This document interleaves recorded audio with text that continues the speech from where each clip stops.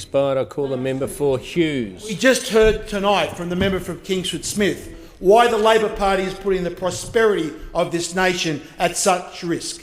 He talks about the Labor Party's plan. Well, can you tell me, the member for Kingsford Smith, how much will your plan cost? How much will it cost the consumers and businesses of Australia? And secondly, how much will it change the temperatures by? To the nearest 0.00 degrees would be fine.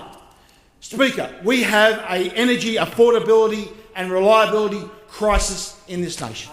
And it's probably, Speaker, it's probably quite fitting that this afternoon we had a message from the Department of Parliamentary Services at 5:36 warning there would be power outages to the Parliament House of Australia. We simply, as last Friday showed, and the blackouts in South Australia showed, we do not have enough baseload power in this country. Last Friday we had the aluminium smelter at Tomago forced to reduce its power. Visy paper plant mill down in Tumut had power cuts. We had the Secretary of the Department asking all government buildings in this nation to set their thermostat at 26 degrees. We had my old schoolmate, Don Harwin, the New South Wales Energy Minister, have to send out advice for New South Wales residents to actually move into shopping centres and not turn on the power at home. And Speaker, what will happen next summer? If we have a repeat of the weather conditions next summer, where will this nation be in supplying this electricity? Because next summer, Hazelwood, which supplies 20% of Victoria's power, won't be there.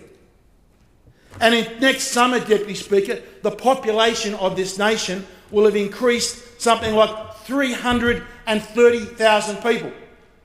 We struggled last Friday to provide enough electricity for the population of this nation.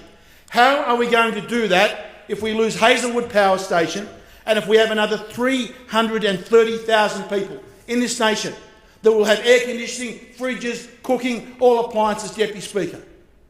Deputy Speaker, you can build as many wind turbines as you like. But the bottom line is, when the wind doesn't blow, the power doesn't flow. And that is what we have seen this January. We have seen the capacity of wind turbines in this nation producing between 1% and 2% of their total capacity. Deputy Speaker, we are sleepwalking into a disaster for our nation. Electricity prices in this country are already double that of the USA. How can any industry, Deputy Speaker, that has to use power or turn the lights on, how can they be competitive in a very competitive international market if they are having to pay double the price of what consumers and industry can get electricity for in the USA? And we saw, Deputy Speaker, the member for Melbourne come into this chamber with a solar panel, thinking this was the solution. Deputy Speaker, yes, solar is a wonderful technology. But the reality is, the International Energy Agency Authority shows that solar produces not 1% of the world's power needs, but 0.1, 1/10 of 1%. And even, Deputy Speaker, if we invest trillions of dollars buying solar panels from China, Deputy Speaker, the International Energy Agency estimates that by 2040, solar will produce 0.7%. We will not have even cracked it for the 1%, Deputy Speaker. Deputy Speaker, the problem that we have is Labor's mad and insane policies of a 50% renewable energy target. We have seen the damage that has done to South Australia. We have seen the South Australian Premier, and I quote, say, "We are running a big international experiment, turning the businesses and the consumers of South Australia into guinea pigs." And that is what the Labor Party wants to do to this nation.